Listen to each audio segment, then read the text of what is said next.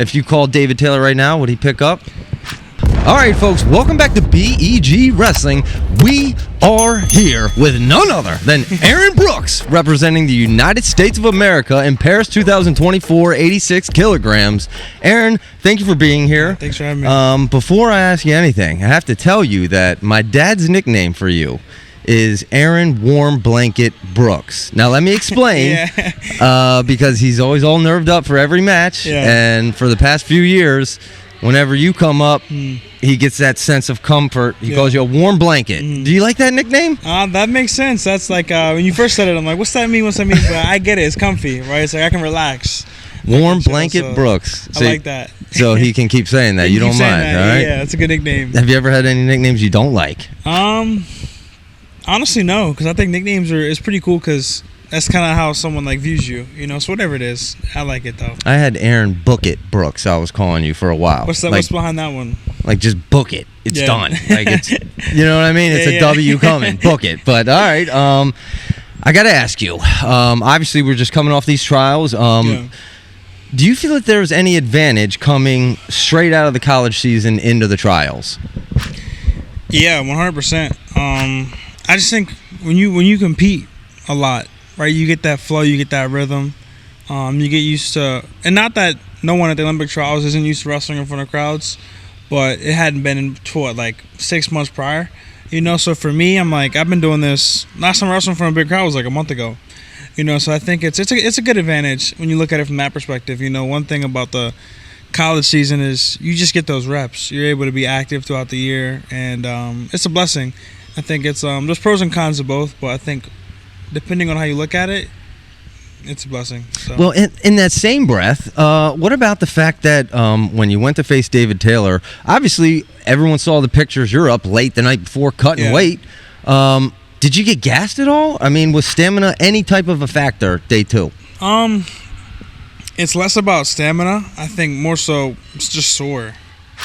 You know, because like the lungs are a whole different thing than the muscle endurance. You know, so I think like just sore and beat up wrestling through the bracket and then being up late, not getting that much sleep. Your nutrition's already kind of pulled back a little bit because you're cutting weight. So I say, that the main thing is just I was so sore. You know, but I think when you go out there and wrestle and you know, for me personally, walking with the Lord, you know, I put it in His hands and I just go wrestle as best I can and do my best to be present. Are you 100% right now? Physically, mentally, do you feel you are the best version of Aaron Brooks that there's ever been?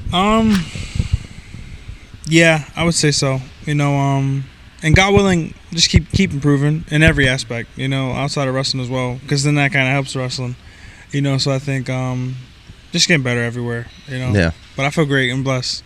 Aaron, I have to say, okay, we all know how you are on the mat. Yeah. An animal, aggressive. Yet I talk to you here, and I swear you're the most humble, almost shy guy. Have you ever gotten in trouble? It's funny. Elementary school and middle school. Speeding ticket, anything? I never got a speeding ticket. I've gotten referrals in like elementary and middle school. Like I was like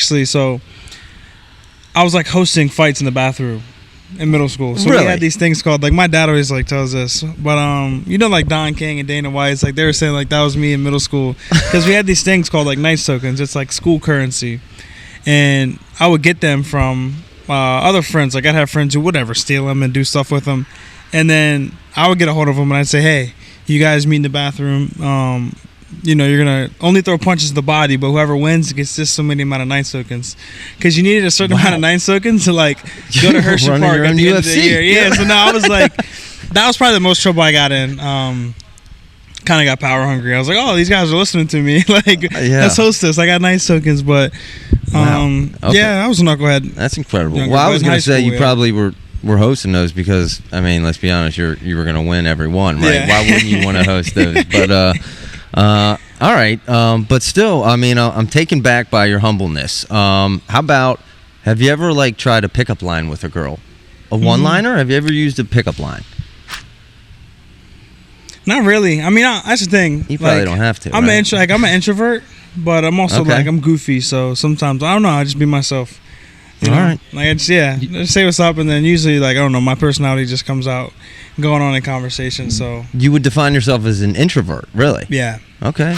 Because I listened to the Bashmania podcast. Yeah. You were a little extroverted there. Yeah, well, when it comes time, like even right now, I consider this be an extrovert. But other than that, you know, you see me a little bit now. I'm walking around alone, you know. I'm an introvert, but, you know, extroverted is how God uses me. So, you know, whenever it comes time and well doing said. that stuff. But how about how you switch from being Mr. Nice Guy, then you walk on the mat mentally? What are you going through? Are you listening to music? You have some type of pump-up routine or anything? I used to listen to music all the way up until 2022.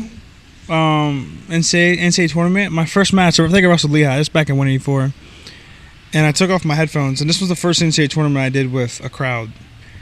Because the one before that was just COVID year. So I take off my headphones and it's like a whole different environment, and like it like shocked me. And ever since then I stopped wearing headphones before any match. So now for a match, I like to listen to the arena, the environment, the whistles, the yelling. You know, I think that just gets me ready. Get acclimated to the environment. Yeah. It's like when you're out in the cold, you got to get used to the cold, right? So I try to be, like I said, being present, being calm. But yeah, I used to have a pump up, but now I'm like, all right, let's just go out there. Because your body's already going to flip the switch kind of whenever you start wrestling. You know, Yeah. so like whenever I look at music as being like emotionally motivated. You know, so when someone's listening to music, like you're driven off the emotion and then you pull it from yourself and it's like, you know, so I just try to be, no motivation, just know what I do. You don't need it. Even keel? I mean, I think that's served you pretty well up to this point, right? Yeah. Okay. Well, how about, I'll say this, one of the questions I had for Coach Zadek was, you know, maintaining the camaraderie of the team. And you kind of touched on, I want to ask you about the Penn State camaraderie, because I don't know nothing about Penn State. Yet you guys keep winning. Yet you said some things about David Taylor that I want to ask you about, and maybe how that camaraderie is maintained at Penn State. Yeah, I think it's it can be tough at times, right? And I think at the end of the day, we all know we're teammates and we're brothers. But I think everyone in that room, if you're in the Penn State room, you're competitive, you know. And just in the sport of wrestling, you can't be in the sport of wrestling without being competitive, you know, because it's just you out there. So I think communication, I would say, is a big part of it. You know, like Coach Gill does a good job at that, like reminding us that, you know, it's bigger than wrestling, you know. Iron sharpens iron. Like, I think when you don't say those things in the room and you have that competitiveness and you don't have someone to remind you, like, it can kind of go the wrong way, you know. So I think Coach Kell does a great job at communicating with us, you know, like, this is what we want. You know, we want a room where, you know, we have guys that are going to push us to get better. So I would say mainly that. I think that just goes to test Coach Kell and the leader he is. That's the best way I can put that. Would you say communication is, like, maybe Kale's best attribute? I see. Some would say maybe, I don't know. Like, you ask his dad, you ask his wife. She might say he never communicates. You know, right? But with us and the team, he communicates. You know, he doesn't communicate with the media much. If you ask me if I communicate, I'm texting you back. It's like, yeah. You ask my girl, she's like, no, he's terrible at it. So, but the team, he's really really good at communicating. So, well, you know, I think it kind of was made evident. You and David Taylor, you might not be best friends, but you know, I think about it, and people might freak out about that. But listen, at the end of the day, you're also competing against each other. So you're competitors, but yet you have to maintain that camaraderie. I mean, if you called David Taylor right now, would he pick up? He's probably a little busy right now, but any other time, now, you know, he's got himself in a head coaching position. You know, a little busy. I think. I mean, maybe he'll shoot me a text for the Olympic Games, kind of that kind of stuff. But I think more so, I think a lot of people don't realize the age gap. Yes. You know, like, it's he's 10 years my older. Yeah, so like, there's an age gap, and even if, you know, we work closer, like I said, there's not. I think I said this in the interview after. There's not much stuff we could really talk about unless it was like a mentorship, you know, and that kind of stuff. You know, so I think it's interesting to say that, because Tom Brady talked a lot about how he made it a point to stay connected with the youth and the younger generation. So we kind of talked about the difference in the generations here. I mean, you've also kind of mentioned how you want to maybe coach in the future. Yeah. How do you foresee yourself adjusting to then connect with the future generations down the line from now?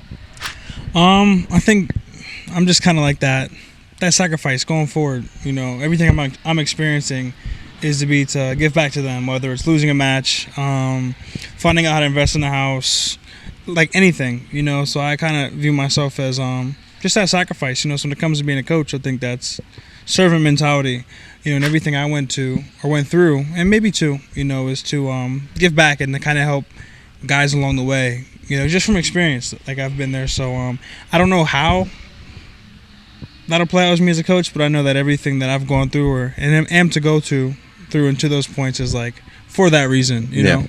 So it'll figure itself out. Yeah. Well, I'd like to hear how you initially, as a kid, got into wrestling, because I think there's a lot of youth wrestlers out there that might be on the fence. Maybe hearing your story might sway them.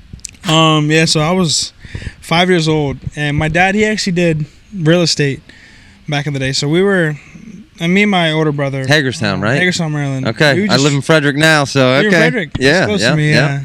But we would just travel with him. You know, he'd go have clients and stuff, and I was a knucklehead, like I said. I was young, so I was behind the client's like couch, and I saw their son wrestle in like a poster, and I was like, "Dad, what's this?" And they're like, "That's real wrestling, not the WWE we watch on TV."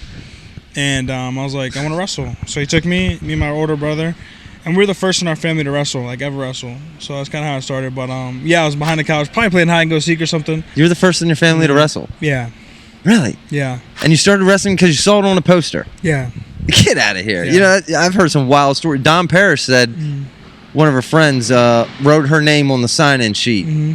And so she just felt obligated to do it because her name was on it. But, wow, that's wild, man, and fascinating. All right, tell me a little bit, something we don't know about Aaron Brooks, completely separate from wrestling. What do you do for fun? I consider myself really good at Clash Royale. Clash Royale? It's a phone game. Okay, yes, Clash Royale. Yeah, all right. Maybe. I'm over 8,500 trophies, so that's a fun fact, maybe. Are you like ranked? What do you think you're ranked higher in the world at? Wrestling or Clash Royale? You know, I'm trying for Clash Royale. I'm trying, but no, that's what I mean, just ins and outs. I'll play games every once in a while, but I like to be outside. I really like to be outside now, especially when it's nice out. Like, State College doesn't get sun all the time. Yeah.